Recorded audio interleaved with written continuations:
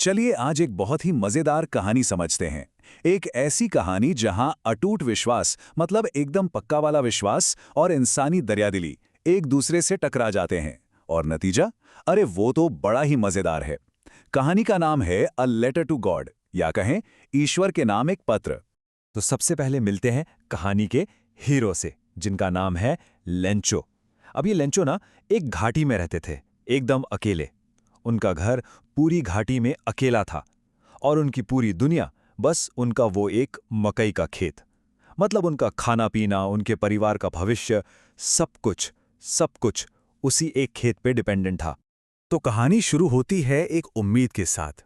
सोचिए, लेंचो का पूरा साल, उसकी सारी मेहनत, सब कुछ बस एक चीज पर टिकी है, और वो है बारिश। वो सुबह शाम बस आसमान की तरफ देखता रहता है कि कब बादल बरसेंगे, कब एक अच्छी सी बारिश होगी। ये जो लाइन है ना, धरती को बस एक भारी बारिश या कम से कम एक बौछार की जरूरत थी, ये सब कुछ बता देती है। मतलब उसकी जरूरतें कितनी सिंपल थीं। कोई बड़ी बड़ी ख्वाहिशें नहीं, बस बस थोड़ी सी बारिश, ताकि उसकी फसल बच जाए और उसका परिवार भूखा ना रहे। लेकिन कहानी में हमेशा एक लेकिन होता है ना? बस यहीं पर कहानी में एक जबरदस्त ट्विस्ट आता है। लेंचो की वो जो छोटी सी उम्मीद थी ना, वो एक बहुत बड़े भयानक तूफान में बदलने वाली थी।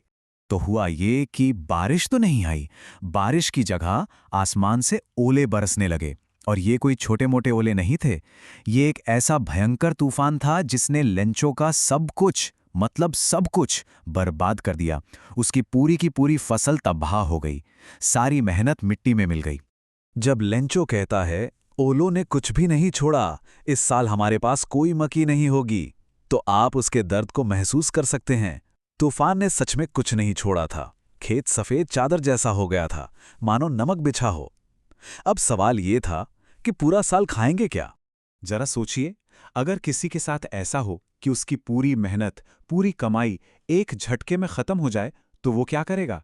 जब मदद करने वाला कोई ना हो, कोई रास्ता ना दिखे, तब इंसान किस पर भरोसा करता है? लिंचो के पास भी बस एक ही आखिरी उम्मीद बची थी, एक चमत्कार। और बस यहीं पर लेंचो कुछ ऐसा करता है जो शायद हम और आप कभी सोच भी नहीं सकते। उसका जो विश्वास था ना, वो उसे एक ऐसे रास्ते पर ले जाता है जिसके बारे में सुनकर आप भी हैरान हो जाएंगे। देखिए, सब कुछ खत्म हो गया था, लेकिन एक चीज थी जो खत्म नहीं हुई थी, और वो था लेंचो का विश्वास। उसे पूरा यकीन था कि कोई है जो उसे इस मुसीबत में अकेला नहीं छोड़ेगा। और वो कौन? भगवान।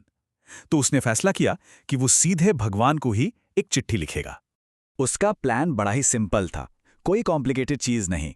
पहला, एक लेटर लिखो जिसमें बताओ कि ओलो ने कैसे सब बर्बाद कर दिया। दूसरा, उस पर पता क्या लिखना है, बस टू गॉड यानी ईश्वर के नाम।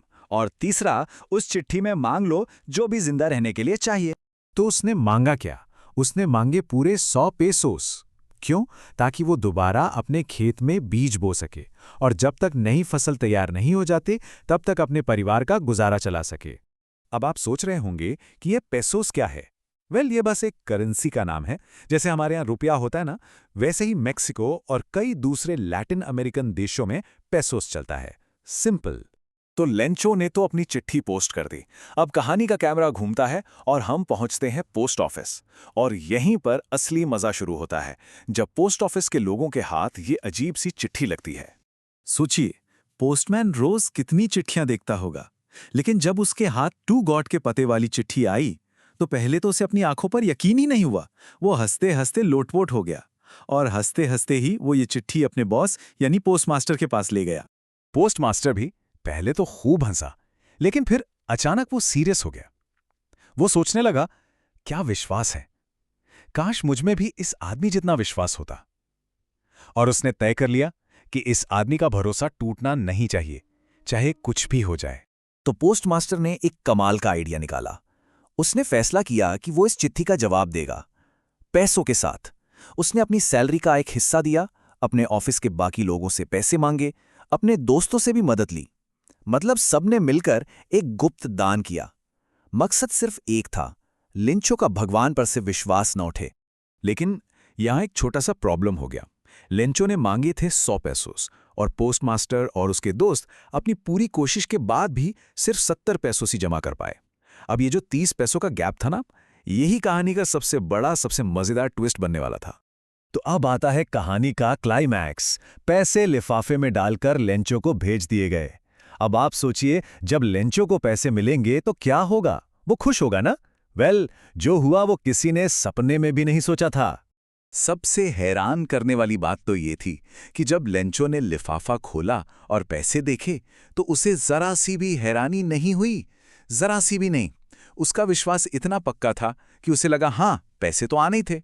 लेकिन जब उसने पैसे गिने तो वो खुश नहीं हुआ, वो गुस्सा हो गया। और यहीं पर आती है कहानी की सबसे बड़ी आयरनी, मतलब विडंबना। देखिए, लेंचो को क्या लगा कि भगवान ने तो पूरे 100 पैसोस भेजे थे, लेकिन ये जो पोस्ट ऑफिस वाले हैं ना, ये बेईमानों का झुंड है, इन्होंने 30 पैसोस निकाल लिए। और असलियत क्या थी? असलियत ये थी कि उन्हीं बेईमान लोगों ने अपनी जेब से पैसे जोड़कर उसकी मदद की थी। है ना कमाल की सिचुएशन? तो गुस्से में लाल पीले लेंचो ने फौरन एक और चिट्ठी लिखी भगवान को। उसमें उसने क्या लिखा? भगवान, बाकी के 30 पैसोस भी भेज दो, मुझे बहुत जरूरत है। लेकिन हाँ, इस बार डाक से मत भेजना, क्योंकि ये पोस्ट ऑफिस वाले तो चोर हैं, बेईमानों का झुंड है। तो कहानी यहां खत्म होती है, पर असल में सोचने का काम यहीं से शुरू होता है। आखिर ये कहानी हमें सिखाती क्या है? ये विश्वास के बारे में, इंसानियत के बारे में कुछ बहुत गहरे सवाल छोड़ जाती है। तो चलिए देखते हैं कि इस छोटी सी कहानी से हम क्या-क्या बड़ी बातें सीख सकते हैं। पहली, कि विश्वास में बहुत ताकत होती है, इतनी कि वो हमसे कुछ भी करवा सकती है। दूसरी, कि असली नेकी या अच्छाई अक्सर चुपचाप की जाती है, बिना किसी नाम के। और तीसरी और सबसे जरूरी बात, कि हम जैसा सोचते हैं हमें दुनिया वैसी ही दिखती है। एक ही सच के कितने अलग-अलग चेहरे हो सकते हैं? तो मैं आपको एक सवाल के साथ छोड़कर जाता हूं। इन दोनों में से क्या बेहतर है? लेंचो जैसा अंधा विश्वास जो इतना पक्का है कि वो नेकी को भी बेईमानी समझ लेता है, या फिर पोस्टमास्टर जैसी गुमनाम भलाई जिसे पहचान तो नहीं मिलती पर वो किसी का विश्वास टूटने से बचा लेती है? इस पर सोचिएगा जरूर।